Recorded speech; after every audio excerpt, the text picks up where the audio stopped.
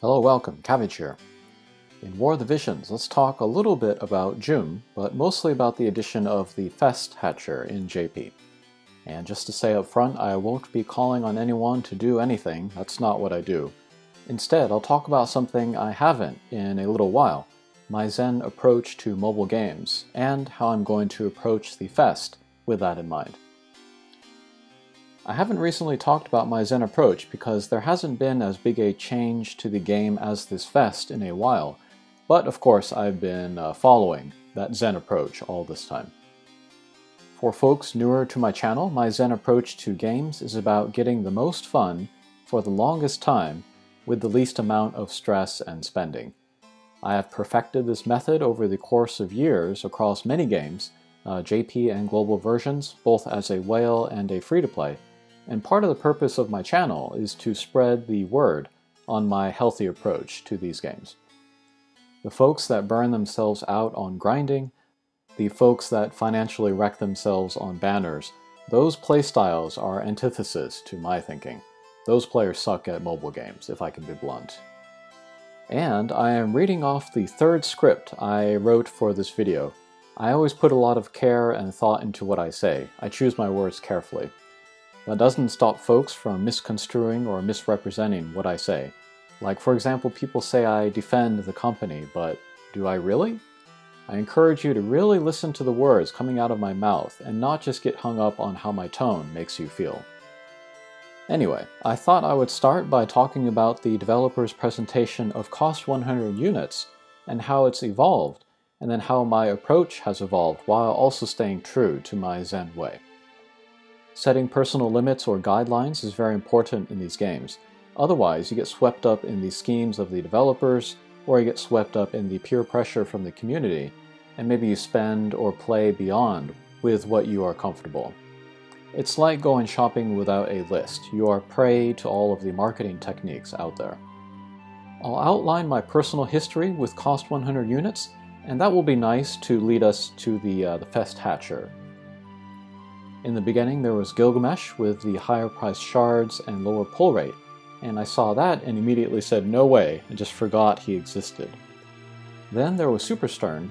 I wanted the unit, but I didn't want to pull on the lower rate, so I waited until I pulled him randomly a month or two later. Then I wanted to build him, but I didn't want to pay double price, so I relied on hard quests, barracks, and the occasional select ticket to finish what I like to call my discount Superstern. Mont and Helena were different because they got higher rate release banners, so I had no reservations pulling for them. But after I got them, I went back to my discount method, not buying a single shard at double price, and I finished them in a couple months. Then came Classy Glassy and Oberon. They got the lower rate to pull, so I waited until I pulled them randomly, but once I had them, I started buying their shards at normal, cost 80 price. So I actually have a good selection of cost 100 units. I will have the majority of them maxed, but I didn't pay double price on any of them, and I didn't get wrecked on any of their banners. That is being good at mobile games in a way that has nothing to do with clearing quests. And so now we have the Fest Hatcher finally coming to JP. Fest Hatchers are nearly as old as Japanese mobile games themselves, and here I can explain what a Fest Hatcher is and has been for years. It's a once-in-a-while hatcher that lasts a few days with extra strong units and lower pull rates. There are typically no events or promotions or anything else attached to them. It's just a hatcher designed to light a fire under people and make money. That's all it's been for years now, and it's just an understood thing in Japan. Japanese folks are grumbling about this one, but the ones with any mobile game experience, or the ones that saw what was going on with Fravia, Dwayne, and Zazan in Global, knew it was going to happen eventually. Now I'm sure some folks at this point are thinking, he's defending Gumi. I am not. Nowhere have I said that I like or approve of this Fest edition. What I do with my channel, my stance as a YouTuber, is to present the facts, whether it's about the game or the industry or Japan, in a way that is cold, pragmatic, and fair to both players and developers. In the spectrum between player interests and company interests, I stand right in the middle, and so therefore I get hate from both sides. The developers haven't told me as much, but I can assure you there are a lot of things I've said that they wish I hadn't said. I think some people see that I don't blow smoke up the asses of my viewers and come to the conclusion that I am against the global community. Believe me, if I were really against the global community, I would not make videos for you. My channel is not about entertaining the viewer or making the viewer feel special. It's about presenting accurate information so that folks can be better entertained by the game. The draw of my channel is not me, or at least it's not supposed to be me, it's my information.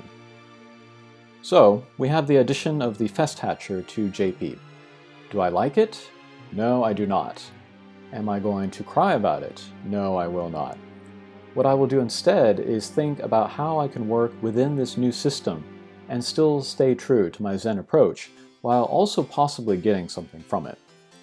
Jeume is half the pull rate, regular price shards, so right off the bat I am not pulling for her. But we can look at the banners anyway. There's no 9 step up. And little tangent here, but that's another good example of me adapting. I liked getting shards of the units while also pulling for the unit on the old 9 step ups. But one day they got rid of the shards from the 9 step up, so what did I do? I just stopped pulling it, and then I moved to the pity bar hatcher instead, and then looked for flowers and stuff elsewhere, and then just bought shards from the shop. And I never had any trouble finishing a character, limited or not. But back to the step-ups, here we see this 5 step-up with shards at the end, and we can do this 3 times. I'm not going to do the math to see how it compares to the old 9 step-up with shards, but it's better than the 9 step-up without shards. However, it's still half the pull rate, and then on top of that, it's for paid vision or only, so no, I'm not pulling it. Then we have the regular banner, but the pity bar is gone. I'm not a big fan of the pity bar, but of course I would rather that it was there than not. So overall, I look at this new Fest setup and I see it is designed to get me to pull a ton, possibly to the ceiling, and I remember my guidelines, another one of which includes no more than 100 pulls on any banner, and so I say, not today, Satan. And if going forward the Fest continues to be this way, I will continue to skip it. And that's it. No big deal. I want to say here, we have one great advantage as players in War of the Visions compared to other games, and that is no constantly appearing high difficulty PvE content with unique rewards. So really, any new Hatcher unit that comes out, we don't need any of them.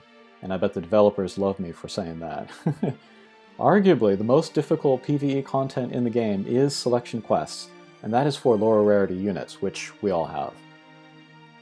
Any desire for new units in this game is not driven by the need to clear content. It's driven by PvP, or nostalgia, or just liking the original characters. I'm frankly amazed people pull so much on this game without high difficulty PvE content that requires new or newish Hatcher units, but maybe I underestimate the appeal of PvP. But with the moves the developers are making to get folks to pull more, I wouldn't be surprised if we start to see high difficulty PvE content that does require new or newish Hatcher units. Then we will see player howling truly begin. There is another advantage players have in War of the Visions, which is kind of a mixed blessing, and that is slow power creep and good game balance. Of course, it's great for us because we can use the units we like for a long time, but that also means we are less inclined to pull for new stuff, which means less revenue for the company. And folks are saying I'm defending the company again, but I am not. The fact of the matter is, these games are not free. Also, newspapers are not free, movies are not free. Somebody has to pay for these things, or they don't get made, or they shut down. They are businesses. It's the way the world works, and to reject that is to reject reality. But think about it, what would you rather have? Friendly power creep and game balance, but units are expensive and hard to get, or cheap, easy to get units, but only a few of them are good, and they are being obsoleted every month. And don't say both, because that's apparently not working. Of course, I prefer the better gameplay and using my favorite units for longer, and that's better for free-to-play as well. 1, because free-to-play will have fewer units maxed, and 2, if it takes a free-to-play user months to max a character, they will know as they are building it that it will still be good when they are done. A game where power creep is too fast is not friendly to free-to-play users.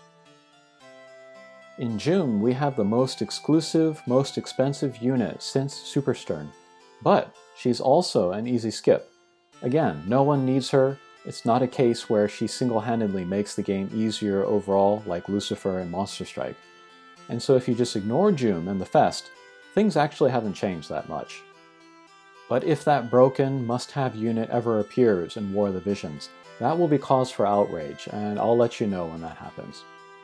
But amazingly, it turns out I did pull Jeume.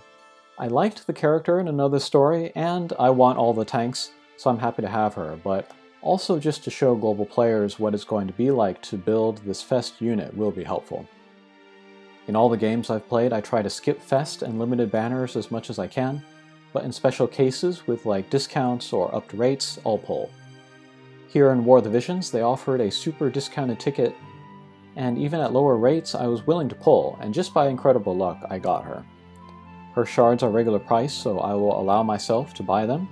It falls within my guidelines. But we have another new development, only 1 week as a featured unit. Aha! This is clearly designed to get people that want to build Jeume within the week to spend a bunch of Vision Ore refreshing the shop.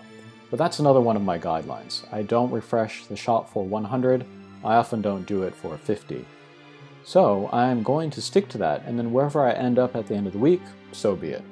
If because I didn't refresh the shop enough that I have to wait until the next appearance of the Fest, which might be another month, whatever.